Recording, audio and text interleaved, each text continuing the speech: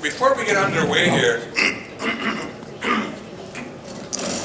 just in terms of bringing this work forward, one of the things that we've done with one of our major partners, which is the Institute for Public Administrators for Canada, was to put out a call for volunteers from amongst that network of experienced public administrators to see if we can find people who can help us in the work that we need to do in the communities, especially in the area of capacity building and training, professional development, lawmaking, regulation making, policy making. And we initially put out a call which was, the response was greater than I had ever imagined. So we're going to extend that, and I'd like to ask James Froh if he would just speak to that, what we're doing there, and then we'll get back to the panel. Okay, James? I hope it's on. Is the mic on? Yeah. Okay. Thank you, Satsan. Merci. My name's James Froh, and I work with the Institute of Public Administration of Canada. Actually, I'm trying to transition out and find somebody that will transition in.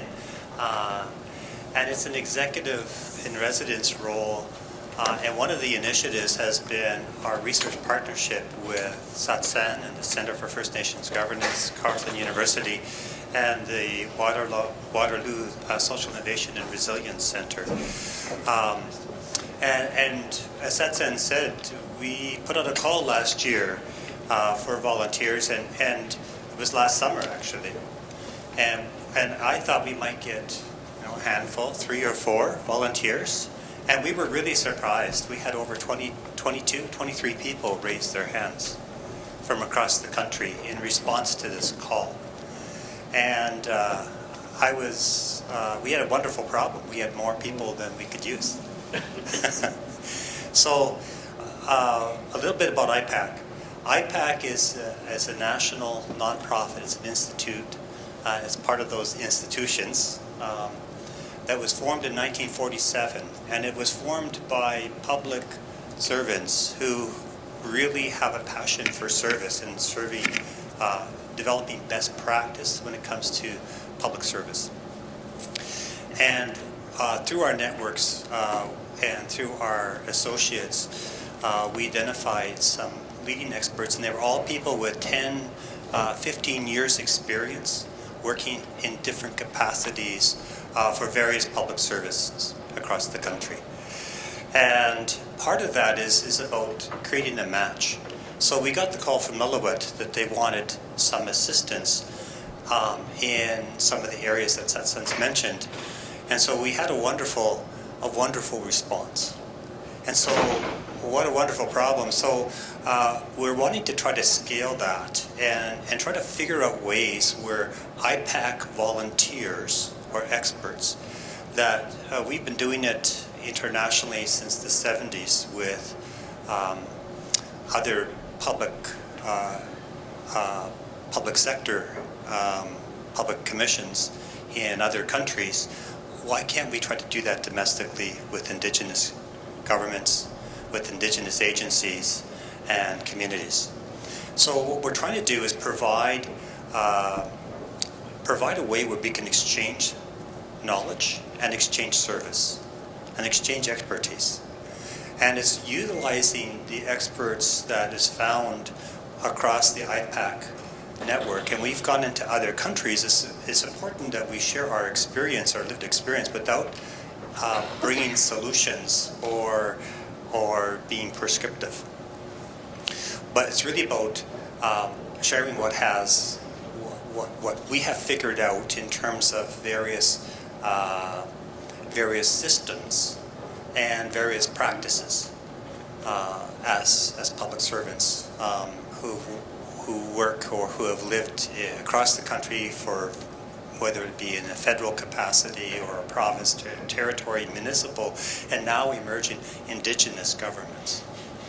We also have partners through academic institutions, through our great partners in CAPA, and others who have a real passion about public administration and public service.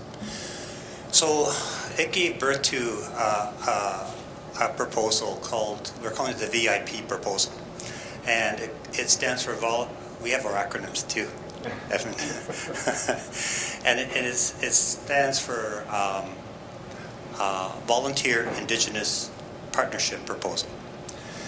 And what it's intended to do is to match public sector experts who are eager and who have some availability in terms of time, and it's trying to match that with Indigenous governments and communities that have a need around their priority to develop some expertise in their communities. But it's not to export our expertise there, but it's to help them develop their expertise, what's already there. So this is something that we are already talking to other communities about. So in BC, the Upper Nicola Band from the Okanagan Nation, they have a partnership with IPAC as well, through the First Nations Public Service Secretariat, and we're talking about a potential partnership there.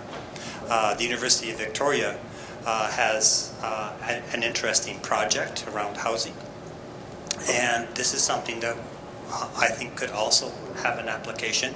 What we need is to develop some capacity, I think, in order to do that and do it really well. And these are some of the opportunities that are before us. So we've gone to some of our federal colleagues, and we've approached them with, they have some resources and they have a mandate. We've got some volunteers and some expertise, and some of our Indigenous communities and partners, they've got expertise as well and knowledge. And we're trying to use that as a currency where we can exchange some of that towards supporting inherent right governance in terms of the priorities from that Indigenous communities priority list. So that's what we're doing.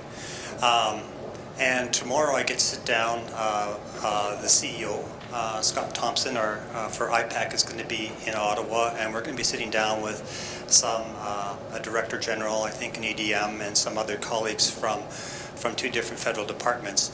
And we're really wanting to identify what that would look like in terms of resources, whether that be cash, or that be an exchange in terms of an individual that could help us build some of that capacity, develop those tools, and to be able to continue in this work, but to do that in a way that we could scale it up and produce some evidence that would be iterative over the next 3 years. We're also looking at potentially going to some foundations for additional resources, and we're also looking at our fundamental resource, which is Indigenous communities and governments, in terms of their knowledge and their governance. So those are the things that provide, I think, a tremendous opportunity for us all. So a little bit about me. I'm exiting. I'm transitioning out. I'm hoping that through this conversation we can identify potentially people that could transition in and fulfill this leadership role at the Institute. And if anyone is in that capacity or has some interest, I'd certainly be willing to talk to them. The work is important, and it's something that we need to continue, and we will. Edmund referred to a webinar. IPAC has developed a webinar series on new relationships and reconciliation, and it's largely through our networks and our partners. And what we did was provide a webinar for sharing some of the experience. So Ernest was on the webinar, and Satsan, and Catherine, and Francis, and a host of other people that had volunteered, as well as some of our networks. That webinar is available. I just received the link, so I'm going to make sure that it's passed on to Erin, and she can share it with all of you. So it's available. I think it's a 90-minute. I think we went over. We probably went 93 minutes in duration. I'm not looking at anybody, Ernest. But really what we're trying to do is create some tools, I think, that could demonstrate what works for what's worked for Lillooet, and how that might inform what we could do in partnership with other nations and other communities. So, Marcy, thank you. I'm going to be heading back to Saskatchewan after this is all over. So one of the things that I'm doing is I'm going to Batoche, and I grew up in the Qu'Appelle Valley. I'm Métis, and I really want to thank you for the teachings this morning. Basically, I carry within me ancestors that are settlers and Indigenous. So I have to find a way to reconcile all that. And I always feel at home in river valleys for some reason. I don't know why.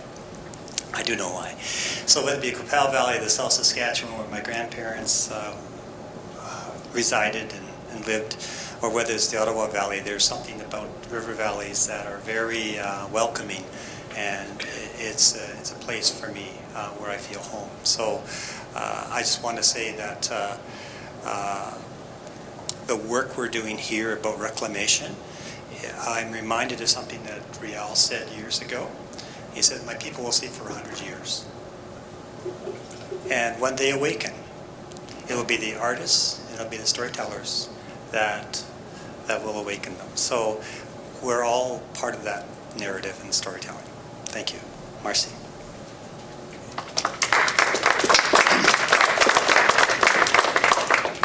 Thank you, James.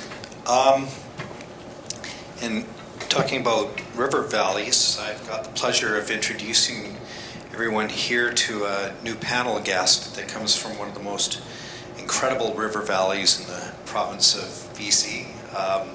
Tanya from Kinkum Inlet is an elected councillor, and I believe we just finished a rather lengthy 7-day session with the citizens of your community. Satsan and a co-facilitator of ours, Pawahuipis, went in and did a very lengthy marathon session in your beautiful community by the river there. So I'd like to introduce you to Tanya, and she's going to address the question that all the other panelists have addressed. Where is your community now, and what is their vision for the future?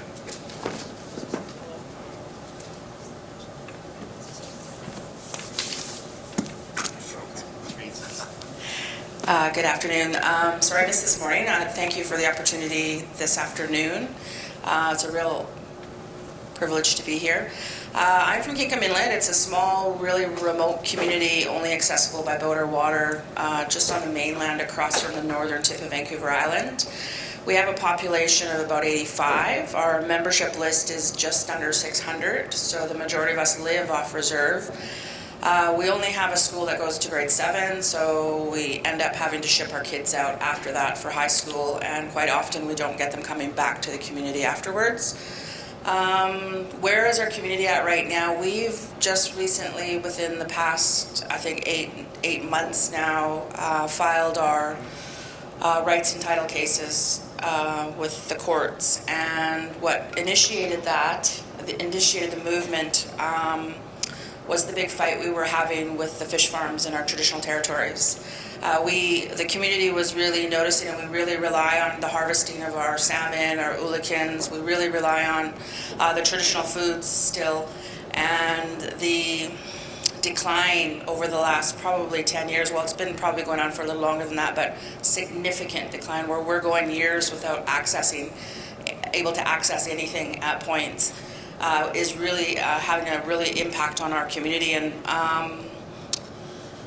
we realize the environment and the climate around the industry, both with forestry and fish farms in our community, was affecting our rivers.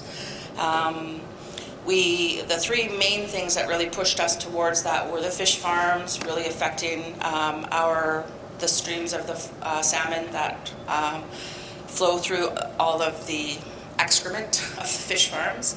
And actually the changing of our rivers, with the forestry, our watershed had been completely gutted, replanted with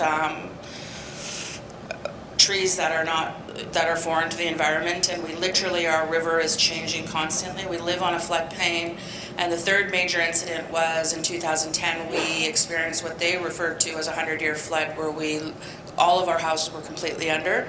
We had to rebuild our entire community, and we were evacuated for months. And we had been fighting for an access road out of the community out to the mouth of the river, which is probably about 8 kilometers long that we needed. And there's a couple patches of private-owned lots and industry-owned lots with forestry that were refusing us access.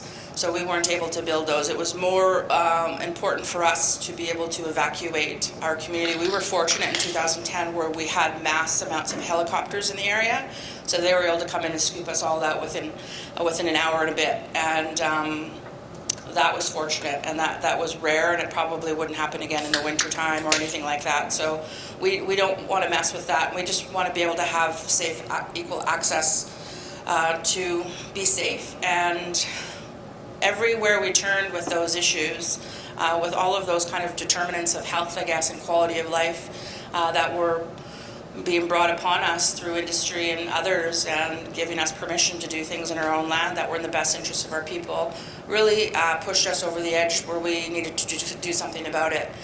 Well, the fish farms really activated the community. They rely so much on the fish and that, so they took it to heart. They all got on the boats and then went out to those fish farms. They really rallied, and then we started taking steps further, and it turned into an opportunity for where they called it a government-to-government process. So there was a number of sister nations around us that are affected as well. And when we sat down, I heard yesterday the most important thing is it's about the people. And the first step we did was gather the people. We got as many people off reserve to come home and talk about what our next steps is. What do you want us to do about this? As Chief and Council, we got direction from the people. They created a mandate for us to follow through and sit down with this government. And then we were going back and forth. Everything we decided or talked about, we had to bring back to the people. But when we sat down at the table with the government, the provincial and federal government and the other nations, they were forcing us to sign these forms where we weren't able to talk to our community. We weren't able to talk to anybody outside of this circle. We under no circumstances can inform our community about what the discussions were. So we walked out of the room, and that's when we walked away from the G2G process. It wasn't for us. It wasn't for the people. We did go back and say this is what, we knew what they were going to say, but this is what's happening. And they asked us to walk. We walked and filed our title and rights claim immediately after that. So that's where we got us, where we were. We really, I think we responded emotionally, and there was a lot of fear. And then we realized as leadership, they're like, oh, now we need, what is the readiness of the community? Where are we at? What do we need? And we're kind of at that stage where we reached out to Satsan. We brought our leadership, our elected leadership, our traditional leadership, and our kind of senior management, I guess, and staff together for a smaller version. And from that, the request from the community was for this bigger 7-day version that we just completed, and really just kind of get people wrap their brains around what's going on here, what do we need to do, and build that readiness and build that capacity and kind of get the fire under everybody. So that's where we're at, and it's interesting to hear all of the technical steps and pieces that others have done, and I'm really looking forward to a continued conversation. So thank you. Great story. Great story. I feel like I was an auctioneer there. Great story, Talia. Hold up for a second. So we've heard a number of narratives up here. I'd like to open up the floor to any of you who may have questions regarding the unique stories that each of the representatives from their particular nations have about the work that they're doing in terms of moving their inherent right to self-governance forward. So the floor is open to yourselves.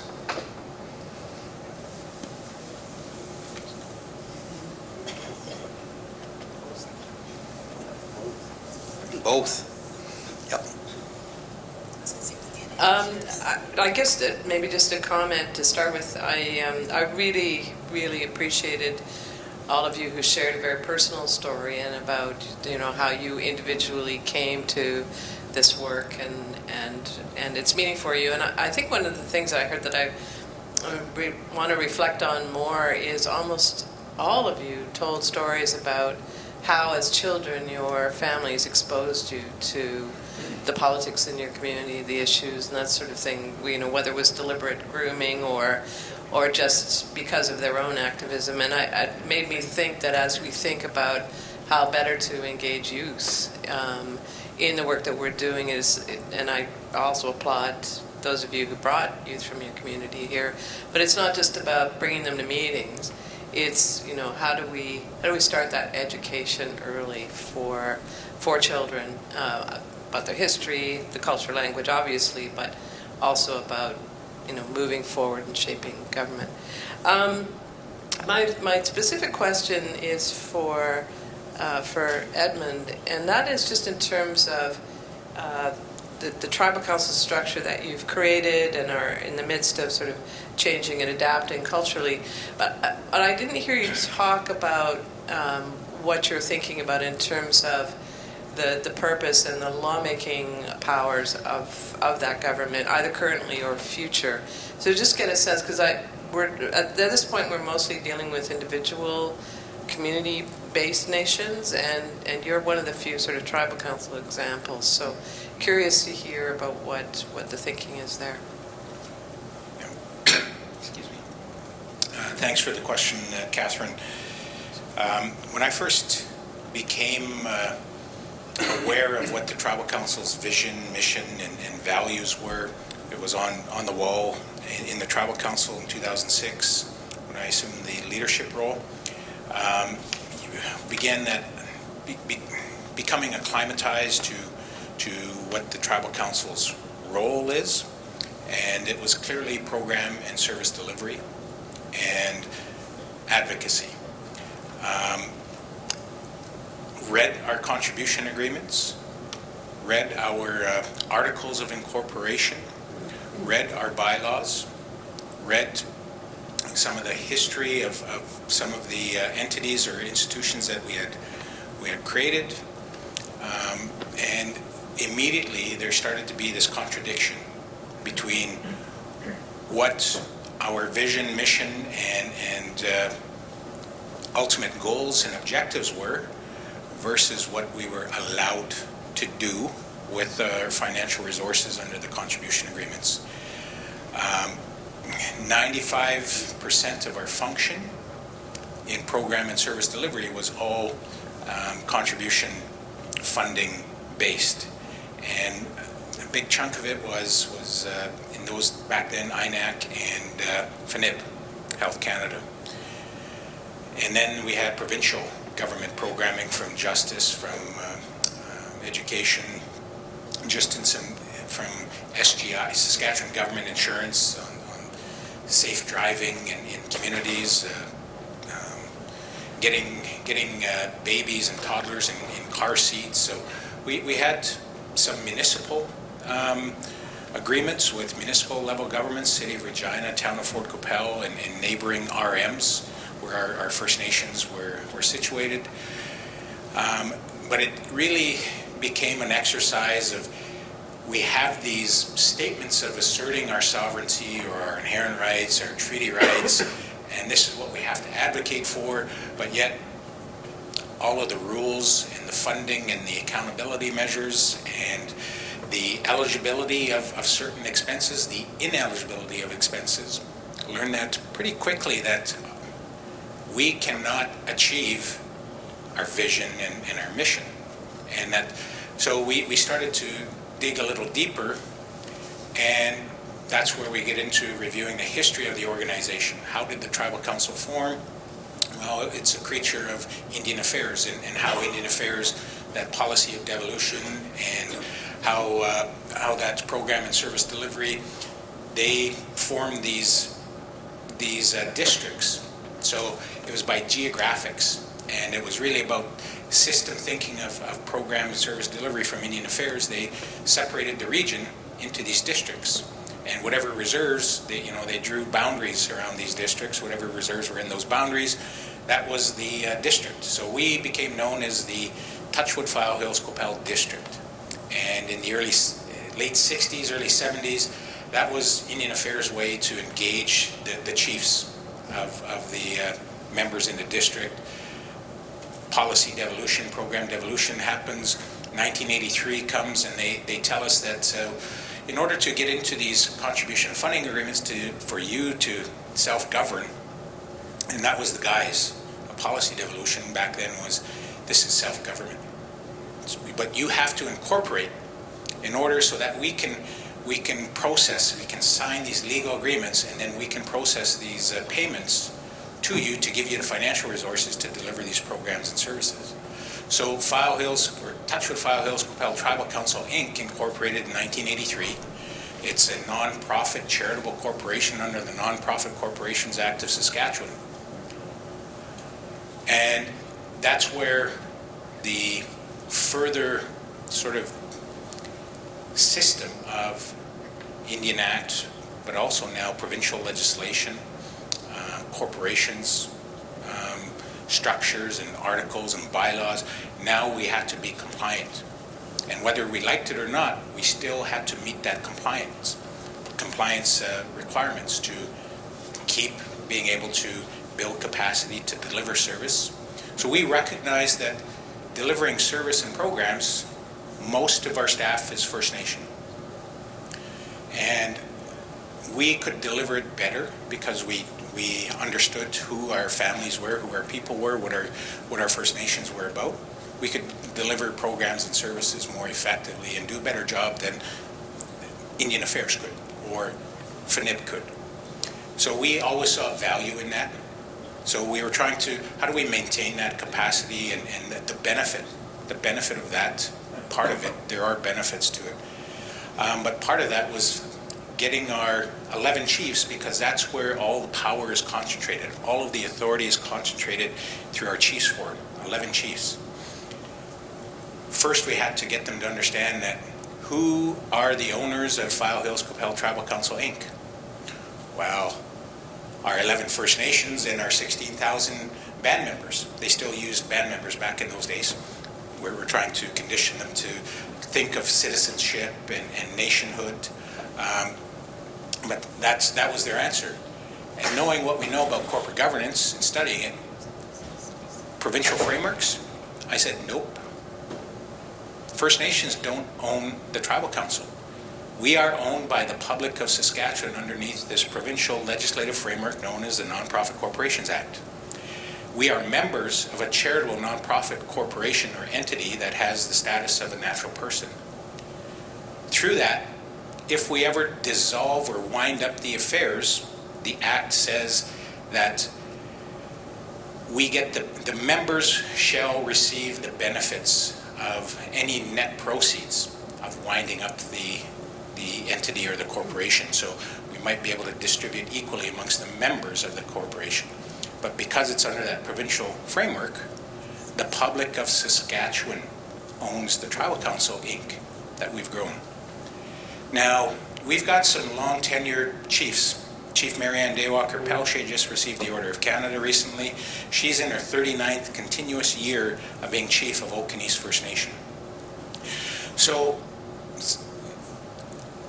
unwittingly, I touched some nerves because Chief of Little Black Bear has also, he's in his 35th year. So they were chiefs around that policy devolution time of 1983. In fact, some of them signed those articles of incorporation. So it may have felt like I was attacking them personally, that they made a poor decision. And that was part of the challenge, was no, we just have to face the reality. And our people don't own our tribal council, our organization. It feels like we do. We run it like we do. But in the end, What's the status? We don't. And that's where we started to dig deeper into some of these Indian Act processes, or how the Canadian legal frameworks, the common law, civil law, how that structure is, and what's the basis, how did it form, so that we could understand it. What's the Saskatchewan Education Act? What's the Saskatchewan Health Act? What do those say?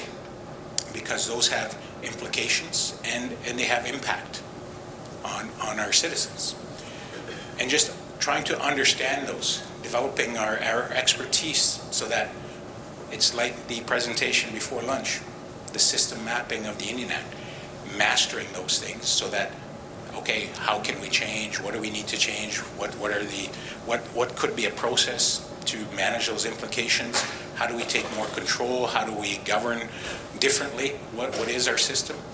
So we tried to do it in that Eurocentric way, and using governance tools that are taught in governance school, or public policy school, or business school, and we didn't get the traction. And that's where we've spent the last probably 2.5 years of engaging on the cultural side, finding ways to gather our language keepers and our law keepers, our institution keepers, the lodge keepers. And then, so we've hosted the Great Plains Language and Culture Gatherings, because some of our language keepers and our knowledge keepers are outside the citizenship of our 11 nations. But they're still our family members, they're still related to our Treaty 4 territories. So we've had to expand that circle and that reach. Then we had to earn the trust that here's why we want to access the knowledge. Here's the purpose behind it. And then they said, that's fine, but you have to understand protocols, you have to understand the rules, you have to understand our natural laws, you have to understand the ways, and you got to respect those ways. So you can access it, but you have to do it the right way.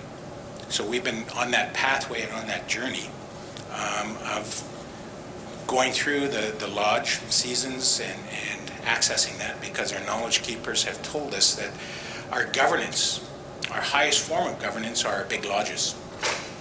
That's that spiritual context that can only be expressed through the language, and that gift and that creator law. And then you have the natural laws. And those teachings and those laws have to be respected, and you have to find the way to reflect that governing structure of those governing institutions that we have, because that's some of our traditional healers call, they're starting to use these terms. Our institutions are our lodges, and they're starting to find ways to adapt some of their thinking or how they relate to the youth that they're trying to engage and teach and pass on this knowledge to. And they're open to using technology, they're open to sharing that more openly, they're writing things down. One of our natural medicine persons, or traditional healer, is cataloging our natural medicines and cataloging them in our hospital, in our healing center, because there's a risk of that knowledge being lost. So it used to be against the protocol to record. They're now cataloging this, and where to pick the medicines, where to find them, what season, how to prepare them, how to utilize the spiritual context of it, for what purpose. And that's now being recorded for an adapted way.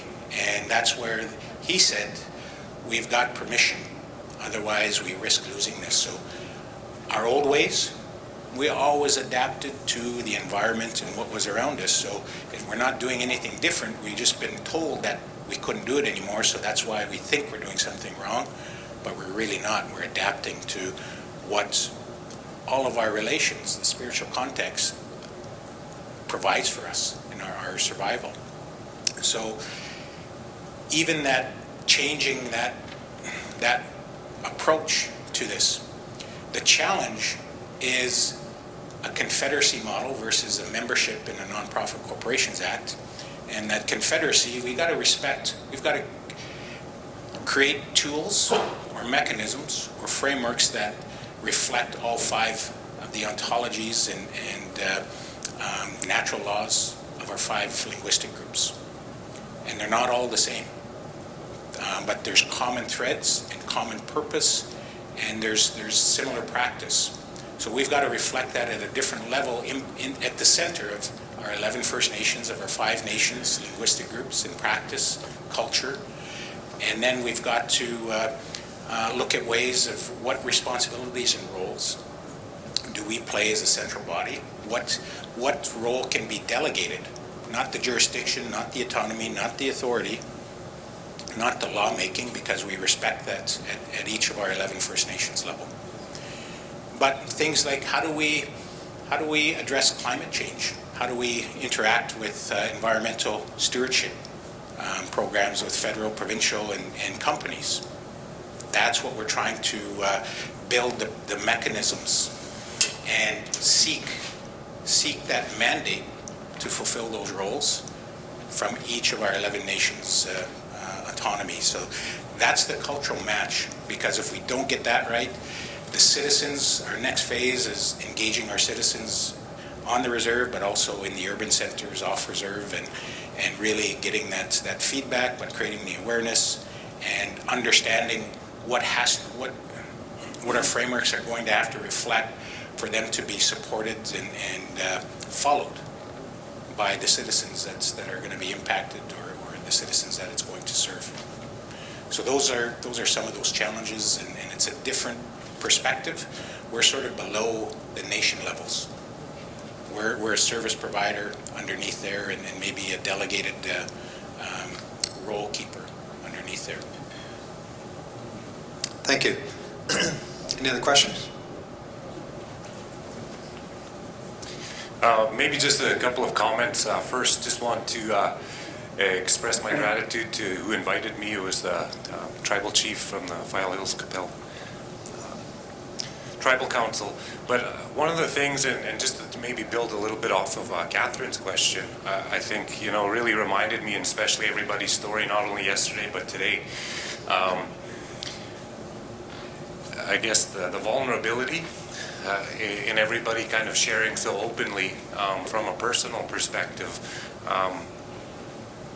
Definitely I go outside every break for a cigarette too, but I also call home all the time to just kind of release some of the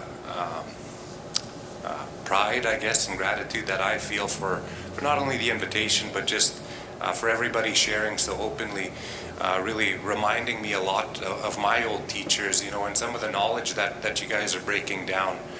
And I struggle to even say breaking down, because, it reminded me of one of my grandpa's teachings when we were talking about kind of privilege the other day and the access to kind of higher information or higher learning. We in the current PWI world, you need to write an application to get accepted into a post-secondary institution, so there's barriers to accessing that level of information. And one of the things my grandfather taught me was was that our knowledge is simple, but not simple as in stupid simple, it's simple in that it's available and it's for everybody, and we talked a lot right from the start of this gathering yesterday,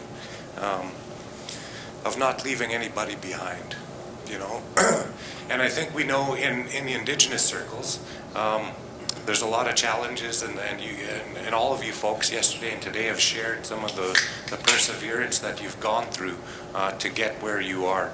And so I want to thank you, everybody, for being vulnerable and sharing those stories. Again, I grew up in the home of a residential school survivor with a pretty severe experience who, we often say those who don't have a voice, and there are people in our society, my auntie is one who literally has no voice, and so it's just people need an opportunity to use that voice, so I really applaud all the leaders that do bring young people and our old people, to really use their voice, because there is a few people that literally don't have a voice, but everybody has a voice. We need to create the space, and I think everybody here is demonstrating how you create the spaces for that voice to be heard. So I just want to say, because that's the one that I'm hearing most often, is the one the tribal chief just mentioned, is how do we address climate change? And I'm hearing it from our old people, definitely, but lots from our young people, and our young people are even mobilizing themselves within schools and actually going on strike from school to say, if you guys aren't going to do anything that are sitting in the current provincial and federal governments, we're going to shut down your schools, and that's based on growing up in the circles and homes that you guys talk about of hitting the blockade, and doing what they were taught. So just want to express that gratitude, because I was even saying to Satsan and everybody here that I grew up feeling that I would never belong in fancy clothes even, I never had that opportunity, but I need to get better at managing money, because I probably spend it all on clothes and those types of things. But I never had it, so I waste it all. But anyways, no, it's been a pretty, I share the same, what Edmund shared earlier, in how he felt coming away from yesterday. And awesome, I don't think is even a big enough word to capture what I've experienced sitting in the presence of everybody in this room, not only yesterday, but today as well. And just say thank you and keep doing it, because you're showing us how we're getting to a better tomorrow. So, Magwetch, thank you. Thank you. Anyone else? I'll let you take that one.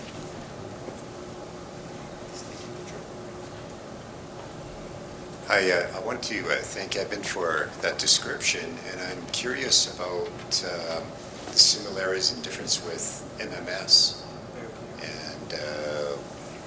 and your MMS's function. So I wonder if somebody could speak to that. I'm not sure who was. Tanya, I can try, but I don't think I would do it justice. That's okay. That's why you sign my paychecks. So there's definitely a lot of challenges, and when Edmund was speaking, I can relate to a lot of what he's saying.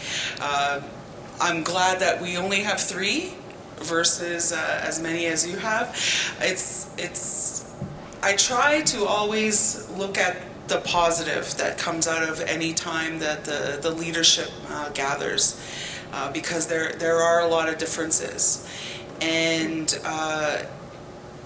what we've done is we in my eyes, we're still an infant. We're only 20 years old next year.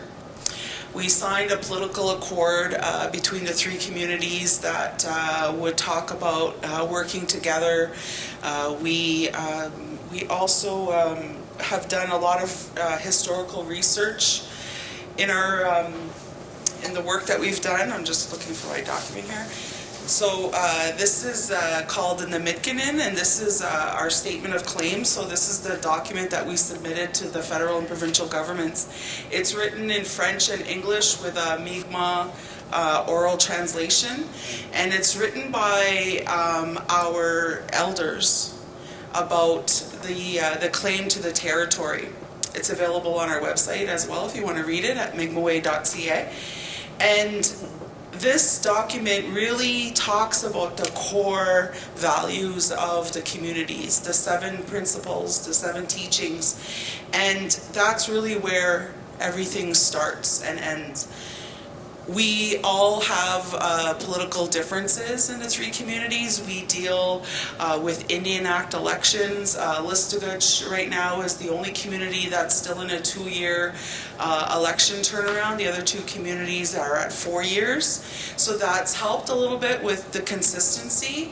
We're hoping that Listuguj is getting there after this election next year. So hopefully that'll be what happens. But I think that we've had some challenges in that the purpose of the organization in its creation in 2000 was to have a response to the comprehensive claim policy at the time, and how the Mi'kmaq of Gespegawaagi would deal with federal and provincial governments as it relates to the comprehensive claims policy.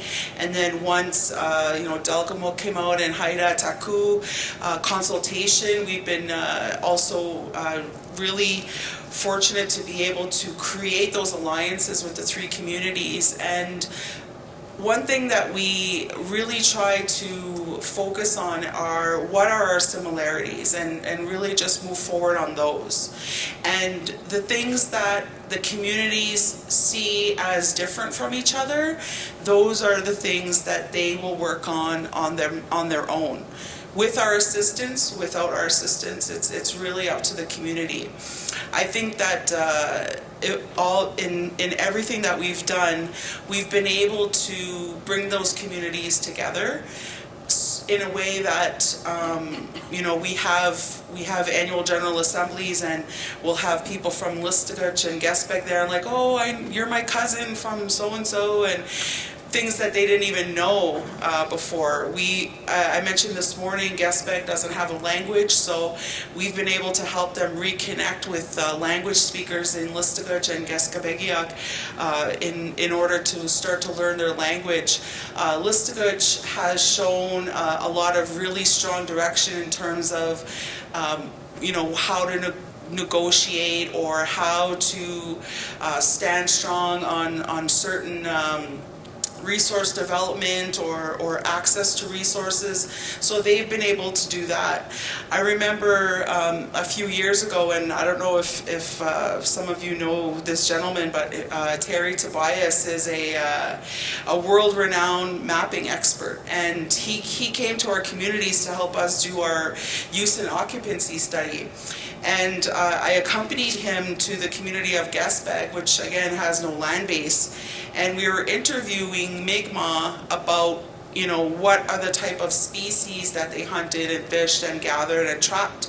And so he was asking about a particular type of fish, and the group that he was with, it was like a test group of about 15 Mi'kmaq, and he asked them, where do you fish this particular species? And they said, no, we don't fish that species. And he said, okay. And one other gentleman said, well, we're not allowed to fish that species. He's like, oh, okay, but where do you fish it though? And he said, we're not allowed. And he said, I know you're not allowed, and I don't work for the government, like, you can tell me where you fish it. And I had to tell him, no, they actually don't fish it because they're not allowed. They're in a position where they were following all of these government policies and procedures, where a Listuguj would be like, you're not going to tell me where I can fish and when I can fish. So even though they're brothers and sisters, the policies within the communities are so different. And that has been the biggest challenge for us, because I am trying to make sure that the communities go together, because one thing that I feel very strongly about working there for 20 years is that we are stronger in numbers. And unfortunately, some of the differences tend to pull certain communities away for certain reasons. we built a wind farm. We have a 150 megawatt wind farm that is owned by the 3 communities that's going to generate over $200 million of own source revenue over the next 20 years. And we can agree together on what to spend it on. We know that there's issues on governance that have to be dealt with. We don't want to be dependent on government when we want to make decisions about how we're going to govern on our territory, how we're going to recreate our laws, how we're going to write those down, how we're going to engage people. But when we sit in a room, we all have our own issues that we're coming to the table with. And so to talk about those bigger scale issues, when you're a community elected leader, you have direct issues in your community that you need to put some money towards. Then you see that pot and you're saying, that could build better roads for my community, that could build, that could give a better education in my community. So it's a challenge. Working together is every day it's a struggle, and you know, it's something that I've basically devoted my life to, and I've worked with countless chiefs and countless leaders, countless counselors at the community level, and every time a new leadership comes in, the vibe changes, where we're going. It's tough to be consistent about the direction that we're headed, because some are more thinking on a nation, Gespegawagi level, while others are really more focused on how can I bring my community forward, because that's really where my relationship is directly in my community. So it's not a bad thing, but those are always some of the challenges that we meet. Again, also funding is always an issue as well. We do receive funding from the governments, both federal and provincial. We make it very clear to the provincial and federal governments that we will never accept funding that would diminish any funding that goes directly to the community. So we're funded separately. If there is an opportunity for a community to receive the dollars that we would receive on their behalf, we do not accept those, because we're not trying to take any money away from our particular community. So the challenges are there. The good thing about it is that they're open and they're not hidden. We know what they are. We know what the challenges are, and we work every day to improve those challenges. One thing that I want to touch on before I end is something that Catherine asked earlier about how to reach the young people. My staff is about 20 individuals, made up of individuals from Geskebegia, Gespeg, and Listuguj, mainly Listuguj, because that's where the organization is in. And I'm probably the oldest person there. I'm 46, so I have a lot of young people working for me. And I've had to relearn how to lead them, because they're not the same as even my generation. They have, like, my generation is you work and work and work and work and work, and if you're not working, you're lazy and you gotta work more. And these guys are all about, like, it's 4:30, work-life balance, I'm out, you know? And so it's been really challenging, because I have to look at them and say, okay, they're not lazy, they just know that they can't kill themselves doing this job. They need both of that. So that's been a very learning experience for me. And also, even though social media is such a big thing for them, a lot of my staff are very introverted. You can talk to them online, text, they'll talk, but if I see them in the office, they're like, hi, and they just, you know. So I've had to really figure out, like, what are the best ways to talk to them. And what we're focusing on now is the young people, because we've been there for 20 years. We focused on the adults and the elders, and now we know that the work that we're going to be doing, when it gets to implementation, it's going to be, you know, the people at this table, it's going to be my daughter, who I lost to Netflix a few minutes ago.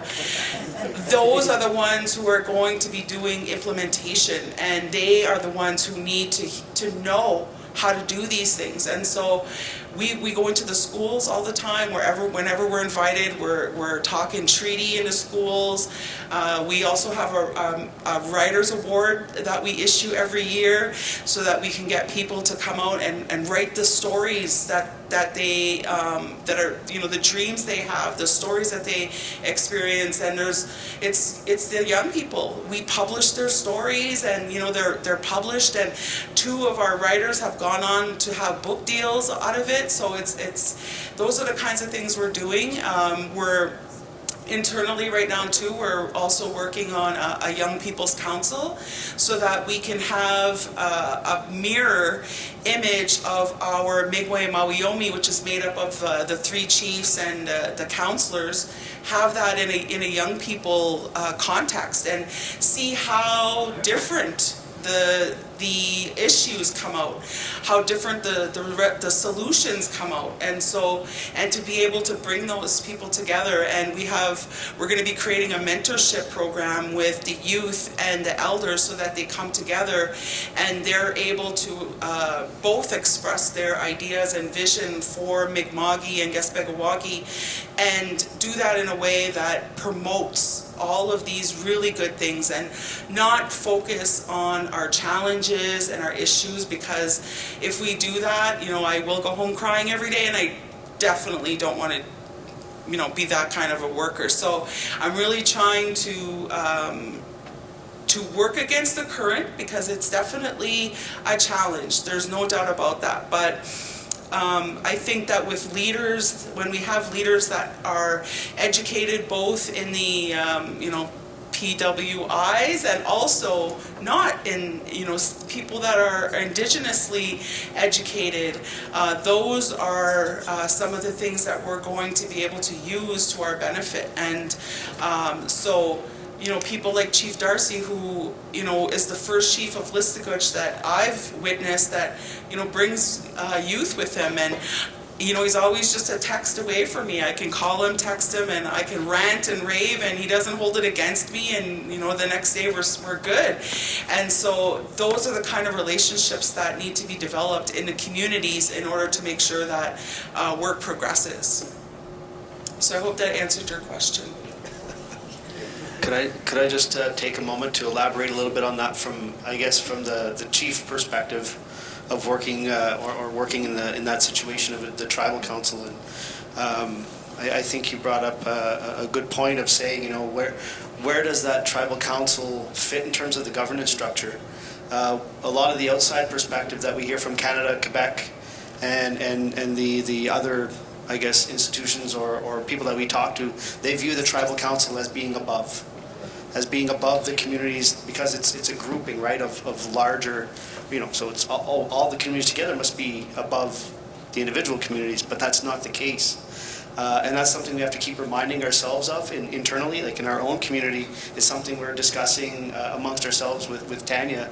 And one of the things that Tanya's done, and I think she's undersold her efforts a little bit, because over the last 3 years working with her as the executive director, I have to say one of the best things she's done is listen and encourage this evolution, this type of dialogue between the 3 communities that allows for change and allows for us to restructure or to explore the ideas of restructuring, not just saying, no, we're a tribal council, that's how Canada tells us to organize, we're staying that way. Instead, we're doing the opposite, and I think that's one of the challenges. Admittedly, Listuguj is a huge challenge for her. We challenge on everything, but I think it comes from the heart, in the sense of the community, in that we're saying, well, what does this structure actually match our tradition, our way of doing things, our way of governing ourselves? Say, I don't know, but let's talk about that, and that's really where we start running into some roadblocks. And Tanya's done a good job of trying to manage where those roadblocks are and find workarounds, but then also find ways to keep us collaborating together. And I think that's where we are now. It has been difficult because our community is in that 2-year cycle. I went through 2 elections while the other 2 communities had like none. And now they're engaged in the election process. So we've only really had maybe 1 year of true productivity in a 4-year span. In 20 years, we've had 1 year where there's no election. In 20 years. So it shows you, and it's not just the chiefs that change, it's massive changes in the councils as well. And that kind of sets you back. So we need to find these ways, these mechanisms of kind of moving that forward. And that's where I'm always interested to hear how other tribal councils are organized, what's their political structure or governance structure, how does that work, who speaks on whose behalf, when, how is that delegated. These are the questions that I always come back to, and making sure that we can understand that, because it is, how do you respect the community autonomy while also working collaboratively? Right, and we have to be sure that we are working collaboratively and maintaining that autonomy.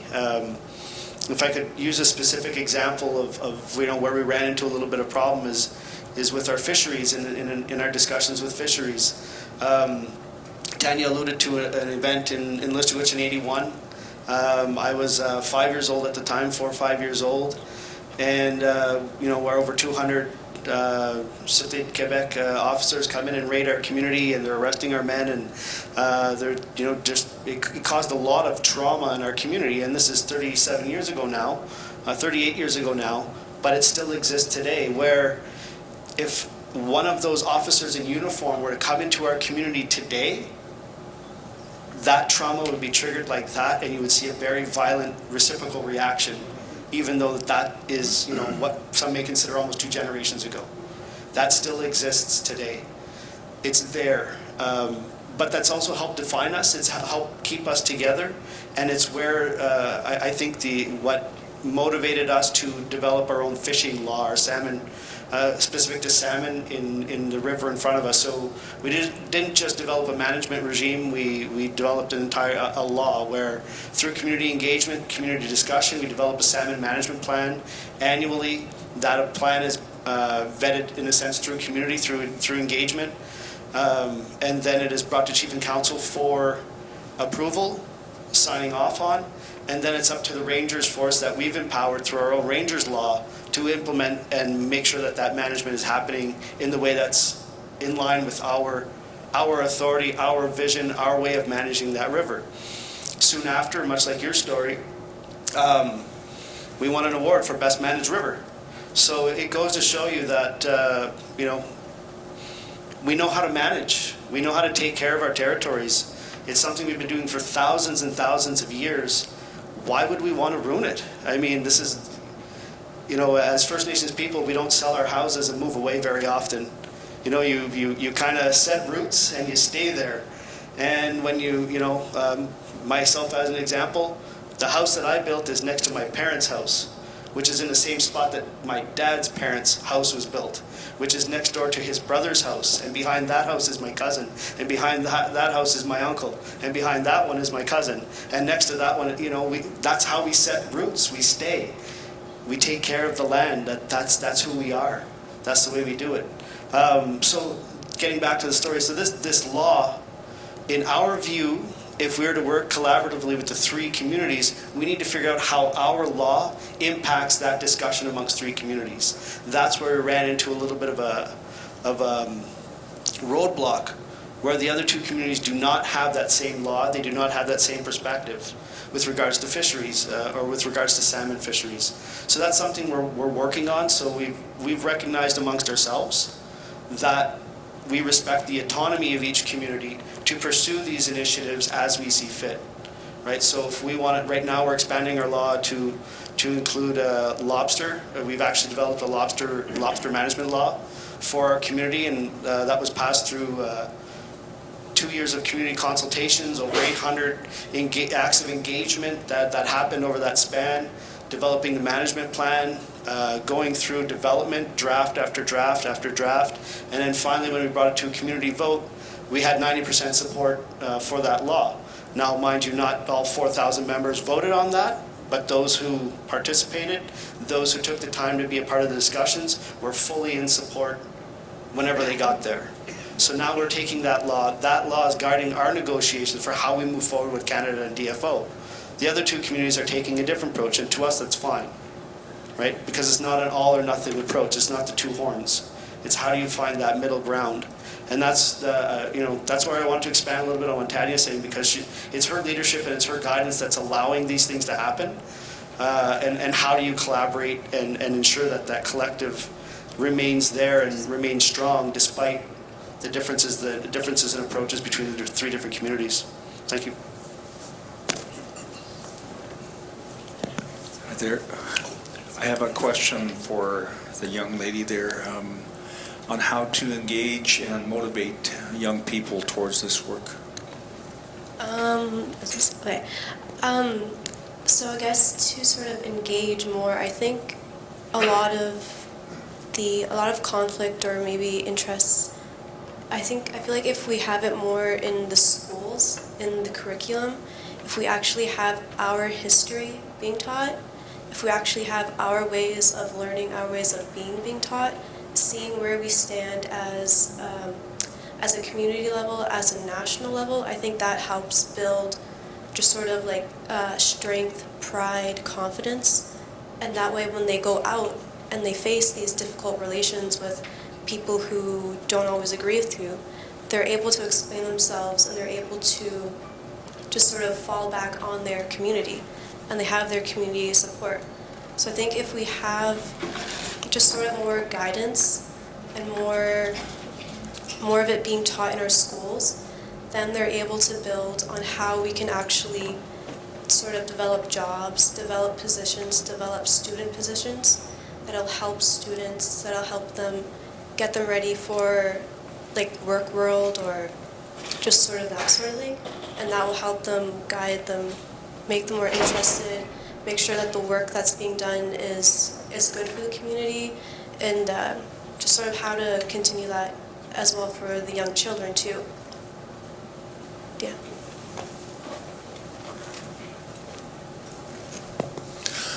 Yes, I have a question for you as well, Emma. In our work in the communities, when we get especially to the elders, the one challenge for the elders, the first thing they identify is they want to reconnect to the young people. And then when we talk to the young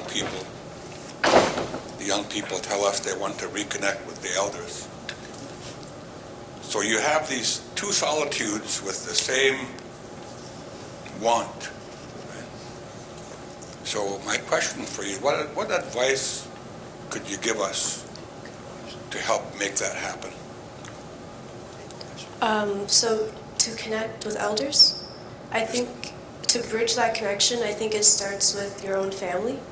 So like for me, the way I'm learning my Mi'kmaq language right now, so I'm a learner.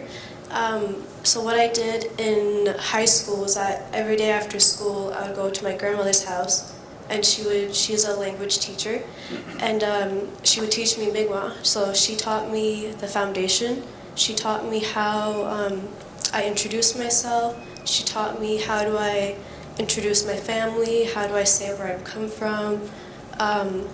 She tells me, and then, so I did that for a good few years, and I think that really helped bridge my connection with my grandmother. It really made me realize the importance of bringing connections to elders, and just seeing how just sitting with them and just being with them, you learn a lot. You learn patience, you learn who you are, you learn family stories, you learn about, again, just like what Darcy was saying about how his father's here and then his cousin is over here. It's the same with my little neighborhood, I guess. I had my grandmother's house, and then I had my grandpa's house right next to hers, and then behind my grandmother's house was my house, and then it was my dad's first cousin right next to him, so that's my second cousin, and then it was my dad's cousins over there, and then I had my aunties behind me. So it was like just sort of seeing how you can ground connections with your own family. I think that's how you're able to build and expand upon connections with elders who are further away from that relation, but who are still connected. I think just starting with your own family and just realizing that importance is where it's a good foundation to start and where you can really grow from. Yeah. Thanks, Emma. Any other questions, comments?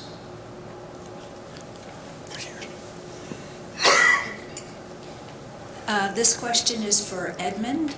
I'm from a historical treaty as well, Treaty 7 in Alberta, and I grew up on the Stony Reserve hearing about the importance of treaties and the sacredness of treaties. And we know that the spirit and intent of our historical treaties included the protection of our inherent right.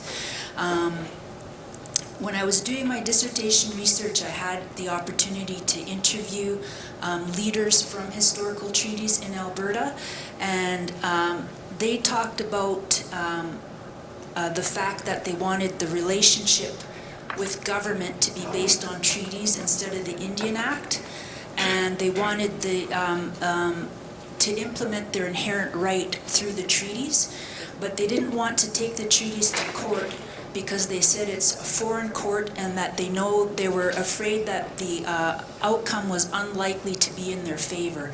So when you were speaking, you asked the question, how do we implement our historical treaties? What are your thoughts on that? That's been a concept that our leaders in our territory have been faced with. And that, in many ways, that is the impetus or the strength of gathering collectively to hold the Crown to their treaty obligations. Some of the teachings, the oral histories of our treaty ancestors that's been shared with me and others, and sometimes we have to access that knowledge and that oral history separately or differently through protocol mostly. But the challenge is understanding the spiritual context of our obligation, because the treaties were two parties, and understanding our foundation or our basis, our sacred obligation, our contract law. If we're doing sort of a comparative analysis, in our territories, it was through ceremony and getting guidance from our helpers, our spirit helpers, through ceremony and preparation for days in advance of that treaty commissioner and that treaty tent coming. It was going back and reconnecting to that spirit of that treaty, because that was the guidance, but it's much deeper than here's the guideposts of what you have to live by, or how you have to conduct yourself under treaty as a party to treaty. It's a sacred obligation because of that ceremonial or that spiritual context of what we agreed to. And our treaty ancestors and elders are always admonishing us to, as the younger generations, that you have to be careful that you cannot break that sacred obligation, that promise made under the Creator's law. And it's not a breach of a contract, like how they teach you in business school on a corporate contract, or a rental agreement, or a lease agreement, or a real estate deal. Treaty was about relations. It's a relational context, and that's what we were taking on that sacred obligation to do is share and live together in harmony, to recognize their way, but be unimpeded in our way.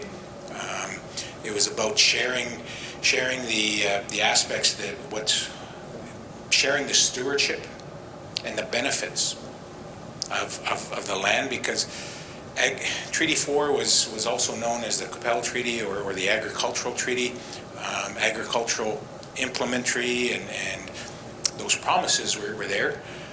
So through that spiritual context, education, or the medicine chest clause that appears in Treaty 6, we're also taught that the numbered treaties are all contiguous. That's what appears in Treaty 1 or Treaty 10, Treaty 7, Treaty 6, Treaty 4, Treaty 3, that we all have that right to those treaty promises.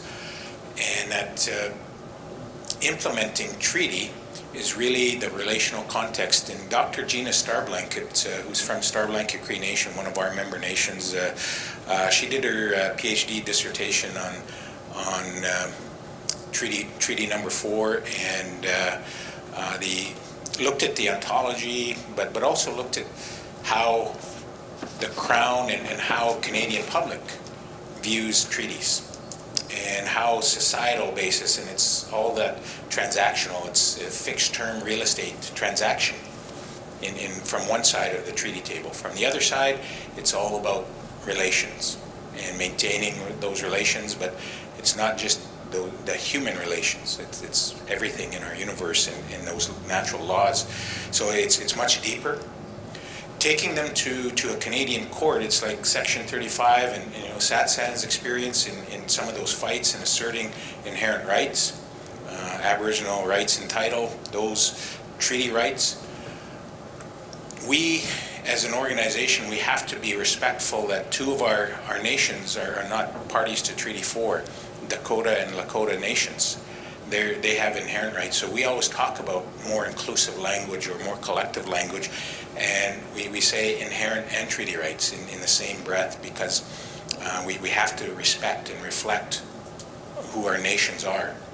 And the expression of entering into treaty, the expression of that government to government or nation to nation agreement or relationship, we have to understand where that comes from, and how a Canadian court, common law, civil law, but it's basically judge-made law at the Supreme Court level, and what is Section 35, and how the courts in Canadian history have always limited or prescribed tests on what that inherent right is, and how that is going to move forward. It's always restrictive, or the burden of evidence or proof is always on our side to prove that the right exists. But so that's the caution, is this kind of relationship cannot be defined by a transactional court, by a common law court. That the select few judges that get to make law at the Supreme Court or any level of court, because that's the common law system, they don't represent, they're biased, right? There is bias. The scales of justice really doesn't really exist when you look at how those are applied to Indigenous people. And that's the caution that our treaty elders and knowledge keepers will caution us about. Work hard at the relationship. So there's positive obligations under treaty on us. We can't just point to the Crown or the government and say, you're not fulfilling your treaty. We have obligations to livelihood, to education, to health of our people, our populations, and we can't be dependent always and say you have to live up to those treaties. So that's part of building capacity and building the institutions, reawakening our governing laws in those frameworks, and then that's what we bring to that treaty table, is that capacity, and say this is what the treaty right to education should look like for our citizens and our people, not the public education system and structure and methodology and curriculum. This is what healthcare under treaty should look like for our people, not the public healthcare system, where determinants are we're sadly not healthy people in some of that context for very different reasons, different parts of the country. This is what livelihood means to our people, not under the Business Corporations Act or the procurement policy of this government or industry practice. So we have to build that capacity, and that's a treaty obligation on our side. they warned us that we will be the first to break treaty. So they're cautioning, but they're also pulling us along to remind us what our obligations really are, not to the literal text of treaty, because that wasn't the interpreters. Sheldon Krasowski's just published a book that sort of brings new evidence forward on the number of treaties, and that's the interpretation.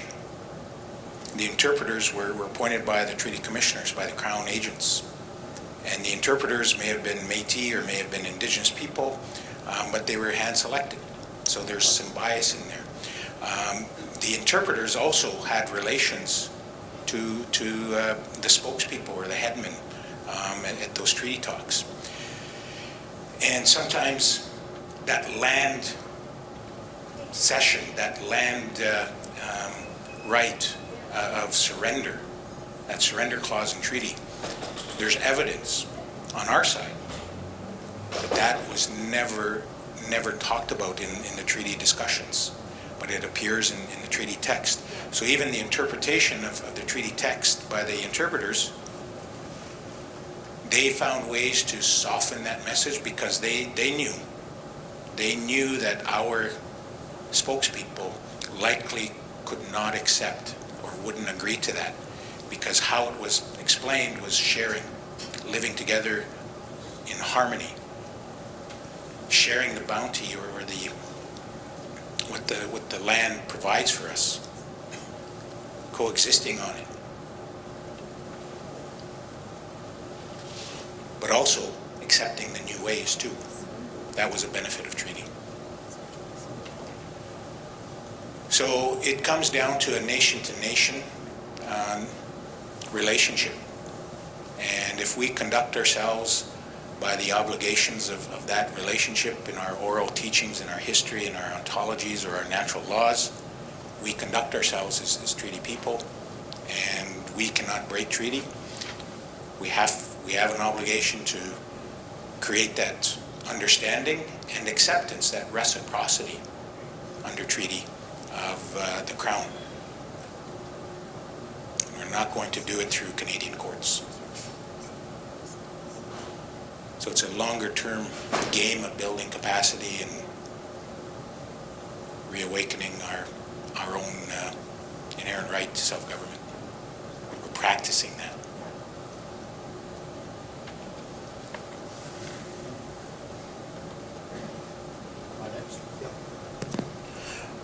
Edmund, thanks for sharing, because I'm kind of ignorant about treaties. And my initial question was, because my kind of understanding is pretty vague, really. Because really the Indian Act, in my mind, the way I was taught, it was created to actually help with the implementation and the administration of treaties. And so in my mind, I was thinking, well, if that's the case, it should be fairly simple to take on that administrative responsibility. But you explaining the relationship thing, that kind of helps me appreciate the predicament you're in. And because it's actually worse than what we face in BC. And because we don't have a treaty, we don't have a relationship, so to speak, right? And so on one hand it's a detriment, but on one other hand it's actually great. We don't have that. But then we have to do that whole recognition piece amongst ourselves first. And then to what is our place, what is that relationship, and speaking to like our friends from Willowa, we don't really have a relationship, right? Because why? We don't need to, and so for us it's about the land first, and our relationship to that land. And when I hear you talking about it's the honor of that relationship that you guys have given, your word is, your bond is not to be broken. And that just adds another layer of complexities to it. But I really don't have a question now, because that administration of the treaty and that relationship stuff, and it seems to be that the programs and services that you get is kind of layered into that relationship piece. You know, and so for us in BC, for example, it's just a program. You know, and by the constraints that they put on their systems to actually allocate the resources, we've had to become innovative on our own. You know, when I was just thinking about, you know, last night, I was thinking, you know, we look at our budgets and we get 30 million a year in our operating budget.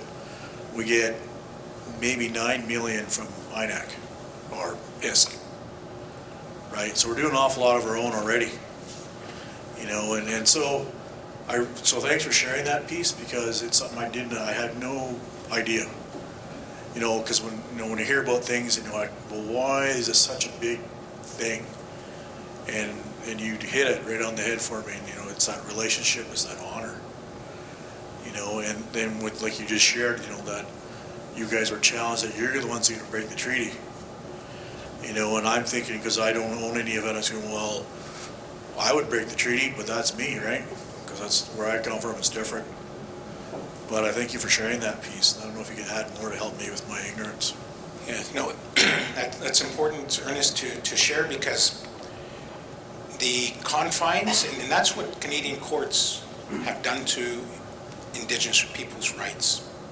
If you look at UNDRIP, and then you look at even Jody Wilson-Raybould's statements on it's going to be a challenge to implement the principles of UNDRIP in a Canadian context, a legal context in the frameworks, because Canadian law, common law, systems and structures are there to limit the extent of what our inherent rights are underneath a common law system that is foreign to us.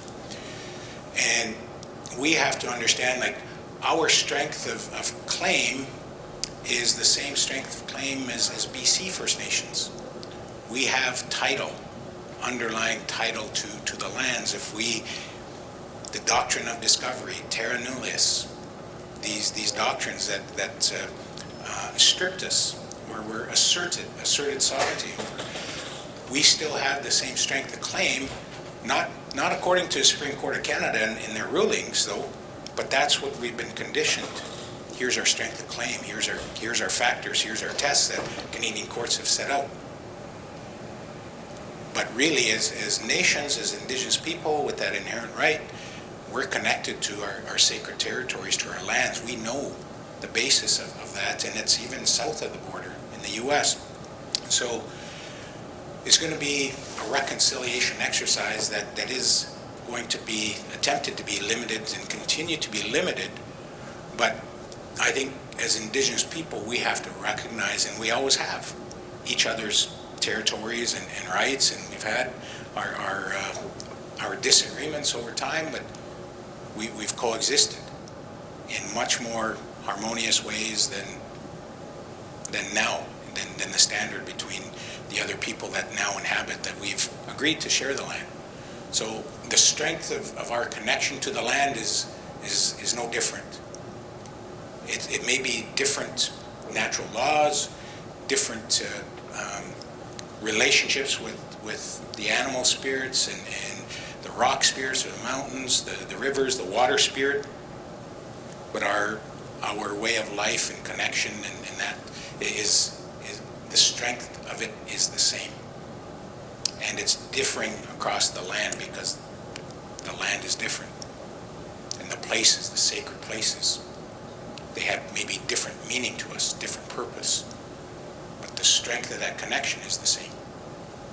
The courts will say your strength of claim is different and Aboriginal title is stronger in the non-treaty areas.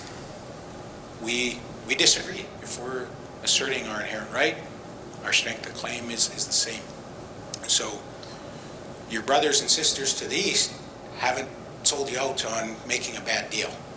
That bad deal is reflected in a one-way interpretation.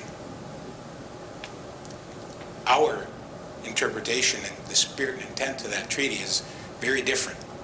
And that's where I think if we collectively respected and recognized each other's status, and I think that's a much closer reality, and maybe it's a reality that we have now. but it's politically, we see those differences, and we'll see it next week in Fredericton, and how resolutions hit that floor at the AFN Assembly. That system, don't get me started on it. I don't even bother with it. Miigwech. I mean, I just wanted to pick up, I was thinking about something I've been talking about with my uncle, Dan Longboat, because he's Haudenosaunee and I'm Anishinaabe. So historically, there's jokes about how we didn't get along. And yet we come together and we work together. And I learned from Faith Keepers in the Longhouse. But it takes, first you have to be strong in your, like I know my Anishinaabe teaching, so I'm not learning that to learn my culture, but so I can understand when I'm in Haudenosaunee territory, because I work there on different projects. But I just want to share a little story. I was in Newfoundland, and there was a woman there, and she offered me some sema, some tobacco, and some cloth, and she gave me a little white stone. And she said, can you take this back home to your elders, because we're thinking maybe we'd like to have a sweat lodge here. But where she was, they didn't have elders that carried a lodge. And I said, yeah, I'd be happy to do that. So I took that little Mishomis, that little Manitou, home. And I went up to the lodge in Kenora, and my auntie, we went into the lodge, and she's blind, so she sees everything. And she came out of the lodge, and she had instructions for me. She says, this little Manitou, this little stone?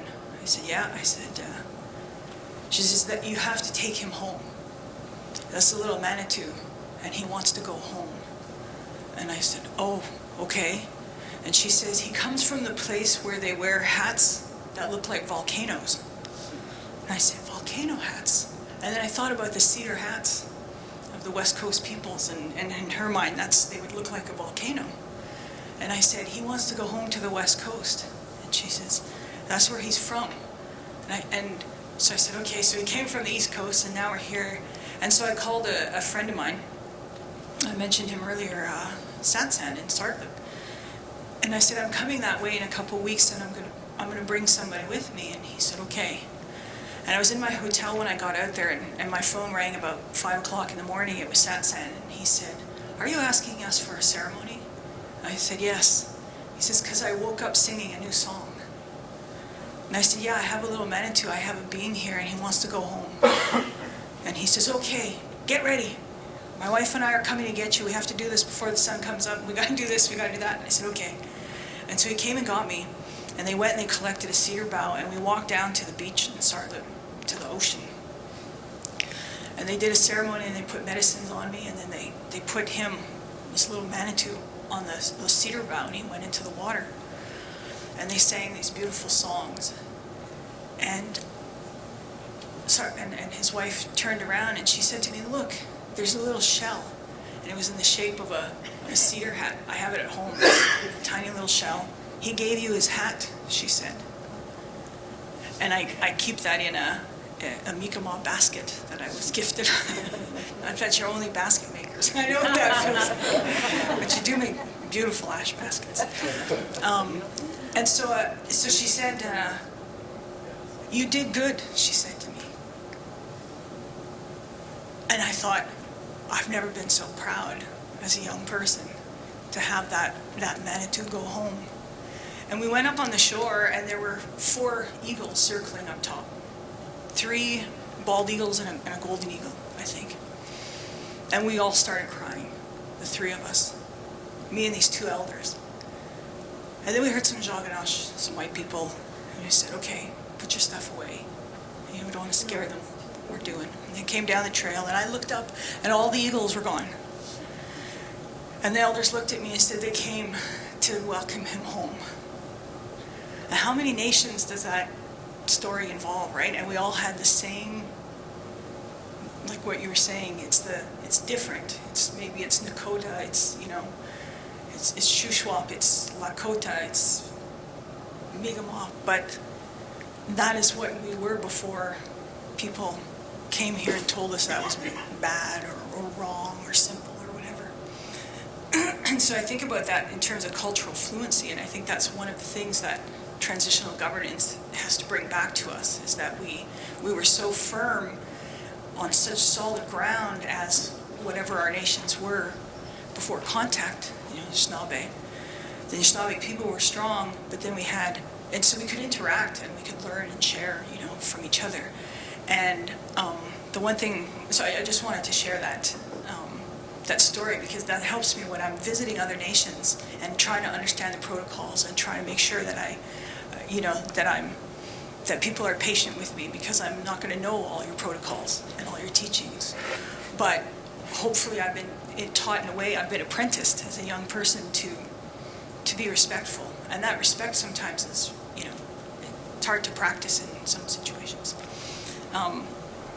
When you're kind of on the defensive in like negotiations or things like that. But what I found was the one thing I wanted to ask the panel and sort of, or even just bring up to the floor here, is the concept of design thinking. I had an opportunity to meet an architect a few years ago, and she's based in Chicago. And I met her in San Francisco, and we were sitting together in an audience. She was about to give a talk, and during her talk, she put up these designs. And what she had done was study the indigenous architecture around the world, the traditional architecture of indigenous peoples around the world. And she looked at the values of those homes. So the long houses, the big houses, all kinds of beautiful art. And so the architecture is made of local, materials. It's designed for that particular weather system. We didn't build in floodplains. We moved, things like that. And so she actually redesigned a police station in Chicago. And it incorporated kind of indigenous values of community. So police stations in big cities, especially big American cities, are these fortresses. So people don't go there. They're not a hub of the community. They're places where police brutality happens, where violence happens, and Black Lives Matter. By redesigning this police station in this neighborhood to be more like a Y, she designed it to be like a hub of the community. Crime rates went down, police relationships improved. And I was thinking about this because I was in a Nigaming, and my uncle said, when we lived on the trap line, we all lived in a big home together, like the extended family. But then they gave us these houses, Indian Affairs, and we all live in houses. I thought, that's right, we do. 4 walls, rooms, a washroom if you were lucky, indoor plumbing. One of our houses back home, we just got a bathroom like about 5 years ago, indoor plumbing. And so he said, and it was different then because we talked, right? Like we talked to each other and we learned and we did different things. Anyway, I was thinking about that, and I was thinking about the technology and how the colonization that came through the Indian Act was so insidious. It was in things like that. It changed our houses. I mean, it put us on reservations. To top it off, it also changed how we actually live and how we lived physically in our houses and our homes, our wigwams and our teepees and other things was really different. And I was talking to Dyla Hool in Pagani Nation. She's Blackfoot, she's an elder. And when she was real small, she saw some Blackfoot people, and she said to her grandparents, "Who are those people?" And they said, "Those are the last of the Blackfoot people that live like nomadic, that go back and forth through the Blackfoot Confederacy." She saw them. And I think about that because we're in generations that still have collective memory of pre-Indian Act and pre-Confederation. But in 100 years and 200 years, they won't have that. They're going to be so disconnected from that memory, so keeping it alive. So I think the design of transitional governance, designing those principles and those values, which I think what you're all talking about, like you've all shared that, and I just want to acknowledge that you've talked about.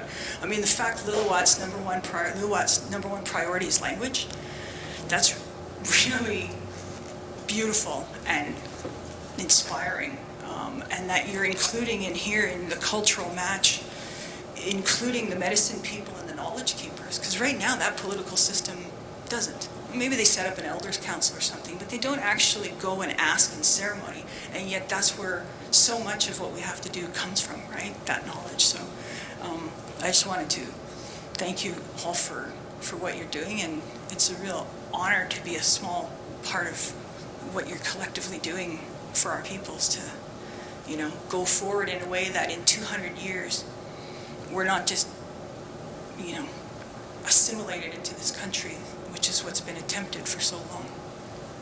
Miigwech.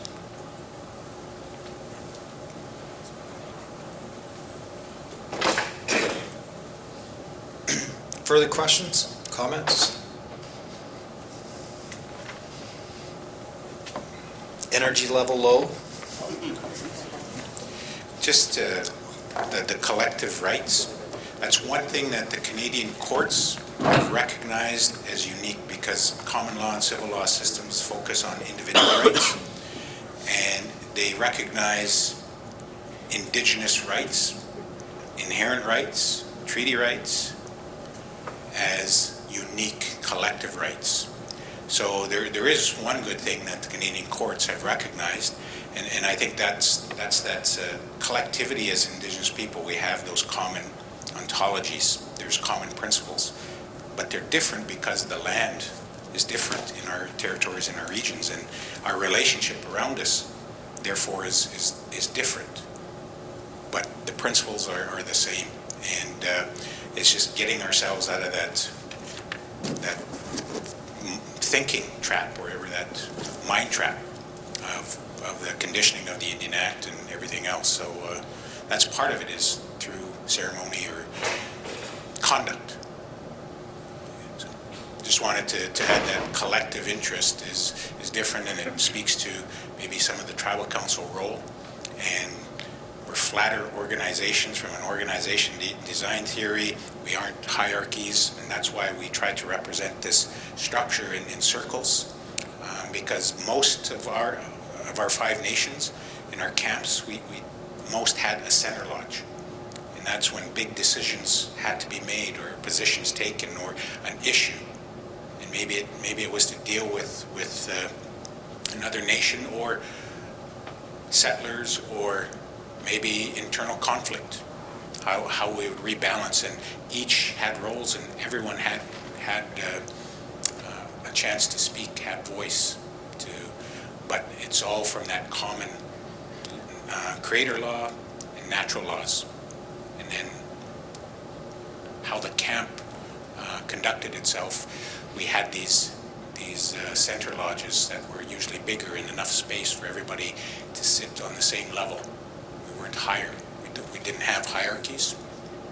So just some of those common principles, that's how we're trying to reflect our traditional ways in governing structures differently than the hierarchies.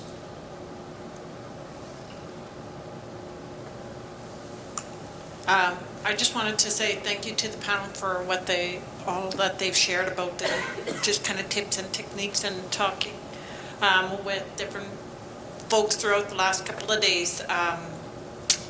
When you're talking about how to communicate with young people, thank you for that, and that drawing in that connection in terms of having that opportunity and that ability to connect with your grandparents, and how important that is, and it plays that role in terms of language teaching.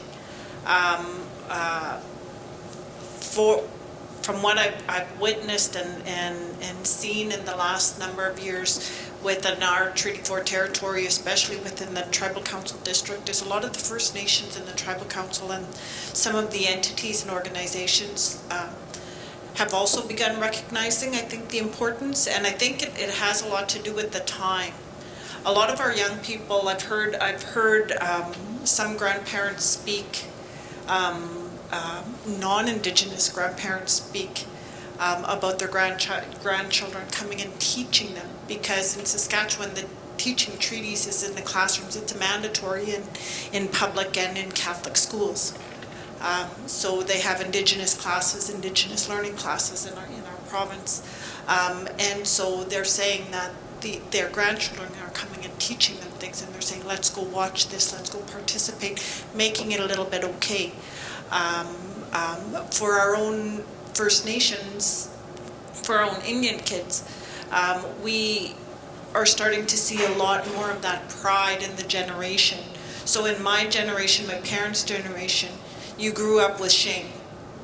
You grew up with, like hiding as much as you could being an Indian. And everything was secret. You did in secrecy. And so it is uplifting to see young people like you here and like my nieces and nephews, and they have an automatic pride. And like Marlene, you get emotional when you see that. And don't mean to say that, but we were talking about how being here, there's moments we've been having where it's like, wow, like some of us, our parents are not going to see that, but it's wow, we're here, we're seeing young people coming and speaking up and being that voice, being proud and helping incorporate that in our tribal council. And some of our entities, we have language culture camps. We're having traditional, learning how to sew ribbon dresses, like we're seeing beading, like all of these classes and things that we're starting to see our grandparents come. Like I can honestly say 8 years ago, there are some grandmothers, kokums, as we call them, that 8 years ago wouldn't share or come and participate. If they'd come, they'd just sit and watch. Today, they're participating. So that bridge is happening where even they're being able to move forward and help, and then they're remembering the stories, they're starting to share the stories, which they didn't do for a long time. So it's a slow-moving process, but it is uplifting, and it's nice to hear, like you say, how important that is. I know back home, we have some of our life speakers and our traditional teachers in ceremony that have the young ones that are helping. They're the escapios, they're the helpers. And they're doing it in a good way, like they're just saying this is a part of the circle. The women are there because the women in my family where I grew up, the circle is not complete without the man, the woman, and the child, and the old person, hey? So the elder, and that makes that circle, hey? And so we always have to, and we always try to incorporate and involve those things, those groups and those individuals, because everybody has a role, everybody has a purpose. And you don't realize that you're being mentored or taught to prepare you for down the road until you're older now at our age, and you think, holy cow, yeah, maybe I was being prepared and I didn't know that, hey? So I want to thank all the young people that are here today and those that traveled with us, that are learning and know the right place. So no real comments, but in terms of, there was a question on communication. One of the other tools that I know our tribal council is really trying to use to help with the young, with involving the young people is social media, podcasts, apps, language apps, using those. Hey, I know when we had some of our key events, the young people like to have televised, I'll say televised, that's probably old school. Live streaming is the terminology today, but have the live streaming of events, because political or whatever, because they like to hear and they like to understand and assess and learn on their own. And so we've been doing that a lot, not just at the tribal council, but also at the regional level too, different areas. They're starting to live stream everything so that the youth can be a part of it, because that's how we've learned. We're engaging them and having that dialogue. So those were just some of the tips that we've been learning, and I'd say that lessons learned in Saskatchewan for us.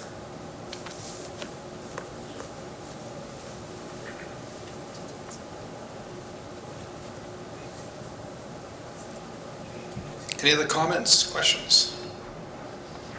James?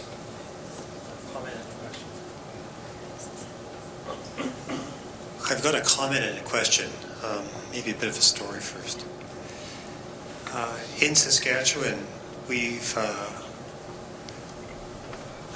I grew up in the Qu'Appelle Valley outside of Fort Qu'Appelle, and Saskatchewan is very small, but it's very divided. and there's a lot of solitudes.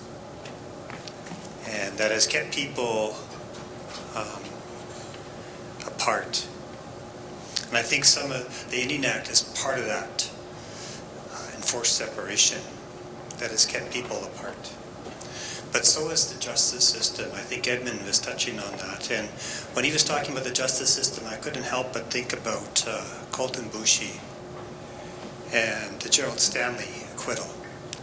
And I still get really angry when I think about that. I was with my sister in Barrie after an IPAC leadership conference when that court decision came down from North Battleford. And all I can tell you is I was gobsmacked. I was shocked, angered. I just could not believe what I was hearing, that a man that took a firearm and pointed it at a young Indigenous man, where it went off and he died, was acquitted of all charges. And I think about what my auntie said to me, and I tweeted it out. I was new to the Twitterati in terms of the live streaming stuff. But I said, you got to be guilty of something. And the justice system just doesn't. I reminded something that I was told years ago, and so I went to talk to my mother about that. It's one of our old people, and she said, "Well, what did you expect?" Her response to me was really quite astounding. What did you expect? Did you expect something different? And she said, "That's always been the way it's been." And it reminds me of Art Solomon, an elder I got to know when I lived out of Toronto.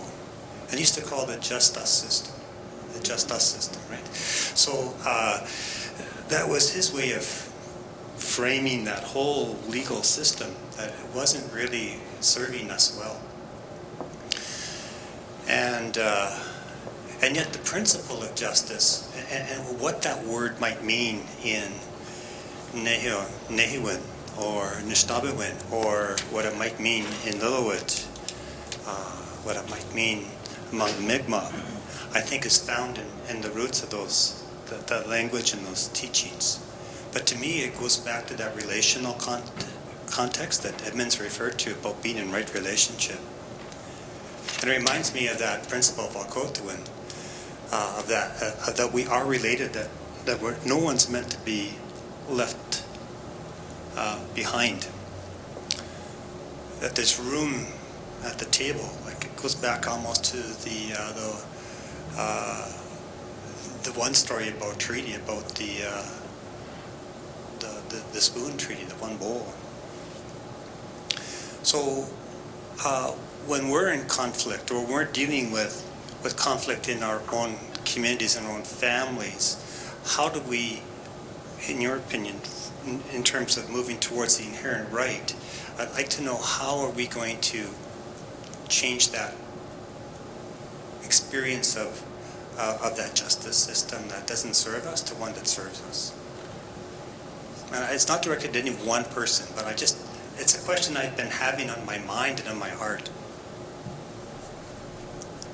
I can speak to one example in our community, and I referred to it earlier, is our salmon fishing law. So prior to developing our own law, if you were caught illegally fishing salmon, it was a very punitive system that you went to the provincial system, and you were fined or you were incarcerated or what have you. Since we've created our law, we've had nobody fined and nobody incarcerated, but we managed just fine.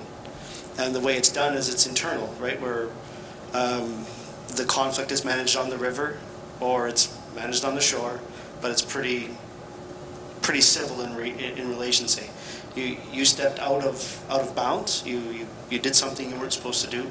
So we're going to take your net for one day. You know, you've lost that right for one day. Okay, so we'll do that. You come see us tomorrow. We'll give you your net back. There's no problem. But if you do it again, it's going to be 2 days. If you do that again, it's going to be longer. If you do that again, now we have you clearly don't respect our own autonomy and our own authority, our own inherent right and law in the community. So that becomes a much larger conversation. You may have to have a significant intervention, but we haven't had to do that since 95, right? Everything's been managed through that simple, okay, we're taking your nets. And sometimes you have people that say, well, I'm too tired to go get my net, so I'll let the rangers take my net out and I'll go pick it up tomorrow. Right? So they know the conflict they're engaging in, and they're okay with that, right? But where we do run into a little bit of issue is maintaining the I guess the freshness, the here and now that still applies. It's been over a generation that has been implemented, and some of the new fishers, because not just fishermen, we have fishers of all genders that go out and fish, and they need to be reminded of what the responsibilities are that come with that right, and where that comes from, and that's from us. It's not a provincial agreement that we've signed or a DFO agreement that we signed. It's what we've committed to as a nation. It's what we've committed to for ourselves, and like I said, it's worked out very well over that time where we don't go to court for that. And that's the type of approach we're trying to expand upon. And I think it goes something maybe Lewis was saying yesterday of your compliance, What compels compliance? Right, what compels compliance. And in this sense, it's, hopefully it's respect, right? Hopefully it's respect that it comes back to, and respect for your own nation, respect for your own people, and respect for your own laws. And hopefully that's enough. In some cases it's not, and then that's where you have to step outside. And in some of the laws we've created in our community recently, we have two people actually here that were part of the law development in terms of water protection and cannabis. And in both senses, it's a little bit different in how we would take an approach to dealing with violations or stepping outside of what we deem acceptable as a community. So it's a great question, and it's something that we're asking now is, well, can you treat this one that way and the same and the same and the same, right? It's a great question going forward, and it's one we're struggling with. And I see one of the questions on here. If I could get ideas and suggestions for our efforts, I think that's my question. If others do have suggestions for how that can be approached and done, then I think that helps us with our community rebuilding or our nation rebuilding. It's a great question. Thank you. Just to add to that, the legal context of a law or a judiciary. That's one thing that in Canadian self-government, that Canada, in their self-government policy, has not allowed for. So in sort of that nation-building body of research, that's a critical part of governance, and that is a critical part of the role of a government. And when I was learning about corporate governance, one of the critical foundations of effective governance was dispute resolution. So in a way, this is dispute resolution. So corporate governance, it's about mechanisms in contract law and having predetermined remedies, well drafted, to try to cover any potential disputes that circumstances may change and arise. But that's, again, a Eurocentric common law, civil law doctrine. You mentioned it, James, Wacotewin. That's one of our bigger laws in our natural law framework. And that's about the relationship, again, and balancing that. And there's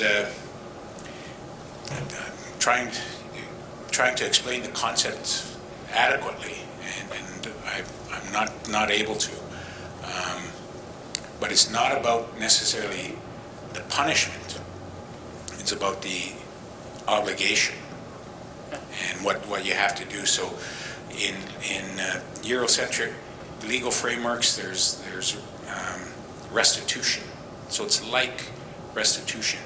It's about restoring balance. Something was out of balance, whether it was the individual and that health, mental health, emotional health. What was the cause of this action? So instead of punishing that action, heal or rebalance the cause that created that action, or was the focus of that action. So restorative justice is a term that we hear now in public policy fields and in justice.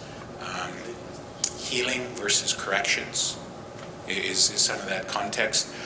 So part of asserting our inherent right is also we have our ways. We have our laws. The hard work is how do we bring them to this contemporary world, bring them forward? How do we adapt them? Because 90% of what we deal with didn't exist when they were applied, when they were in force, or when they were regularly complied with, or the expectation was there. And that's at teachings. So part of it is the respect and other aspects, but bringing that forward and then reconciling the difference with Canada's criminal code, with provincial statutes, property law, Trespass Act in Saskatchewan. Property law versus the rights of an individual are being trumped. So, we've got to find ways that not only challenge those different legal doctrines or laws that are put on the books, but we've got to find a way to balance those with our legal systems and frameworks. But also, it's back to rebalancing the relationship. Somewhere there's a relationship. Finding what relationship is out of balance that led to that cause or that action that was a breach. And that's what we have to do, that work amongst ourselves first, and then figure out a way, how do we balance that or reconcile that with Canada's system? And maybe it's certain aspects that aren't. But then we have to exercise that freedom to adopt certain aspects of Criminal Code of Canada or provincial statutes. Thanks, Evan. Maxine? Sorry. Yeah. Just before we go on a break, it's like sitting in a sweat up here. Had to grab the chair to cool off. But I was listening to Mulaney about designs, and in Leotwat we have the underground houses, the pit houses. And amazingly enough, where our people are been in the area for thousands and thousands of years. So to come up with the design of a pit house to keep you warm in the winter and cool in the summer, that's it. Somebody said today, it's not that we're simple thinking, we just try to keep things simple and achievable, I guess. But with regard to natural resource management, it is about respect. It is about balance. If we overfish our river, who's going to get hit the hardest? We are. Just a few years ago, I'm the fisheries and environmental manager for our nation. And, I swear I've been put there by the Creator for something I did when I was a kid. I remember traipsing through the spawning beds and, I didn't know the damage that I did. And so I started to learn that. And so I started to pay more attention. But just a couple of years ago, we were experiencing a low projection of salmon coming back to our river. And the Department of Fisheries and Oceans guy phoned me. And it was a terrible thing to have a projection of 36,000 sockeye coming back to the Birkenhead. And so, the DFO could have came over with a heavy hand and shut us down. And, I have a good relationship with those human beings. And so me and my co-workers, we approached our two chiefs and we sat down and had a meeting. And we could say to each other's, let's stop fishing. And then we get, it becomes an alarming, very urgent, concerning matter. And then we're like, oh my God, what are we gonna do? And so we had to make a decision, a balanced decision. And we decided that let's fish 1,000 pieces. And that's amongst all the lower Sladim, include Chachchat, Shkatin, Shamakwam, Lilwat, and we even included Nkwatkwah. But we made that decision, and it was awesome. We sat around the table with our chiefs, maybe half an hour, and we drafted a letter for our chiefs to consider, and they signed it, and we went about our way. And it was a respectful, balanced process. But now if we're going to do that every year, now we need to get into planning. So where there's a will, there's a way. And it's not something we learned in our schooling. It's something that we were taught by those before us. As recent as 1988, our lower Sladim tribes got together and opted to not fish the spring salmon. And that was quite a meeting. You look at the meeting minutes of all the chiefs of our nation were there making comments. And, of course, the discussions went into why is there a challenge with the salmon returning. And then, when you look at the comments from our leaders back then, it's a forestry practices.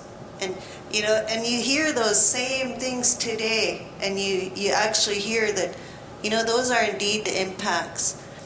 So I just wanted to touch on that because, a salmon or fish they come home to us, and we are so dependent on it. We are one, and at home we have two words combined.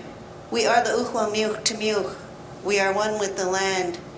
That's and when I speak at fisheries events, I say, you check my DNA, you'll see our salmon in my DNA. So I just wanted to share that with you guys about balance and how justice, is it justice or is it respect? Kukshnum Katlap Nitli. Good work. Thank you very much, Maxine. Appreciate that.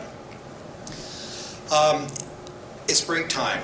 So if I could ask everyone during the break to think about what we've heard, because when we return, we're going to get into some teasing. We're going to get into some teasing. We're going to tease from you what you heard over the last little while. And it's going to be reflections on some of the issues that have been... Pardon me? No, I'll deal with that. Okay. What we want to pull from you all is what we've heard over the last little while. A lot of the key themes will drive the research for what emerges from these 2 days. I'd like everybody to thank the panelists with a round of applause. Good work, you guys.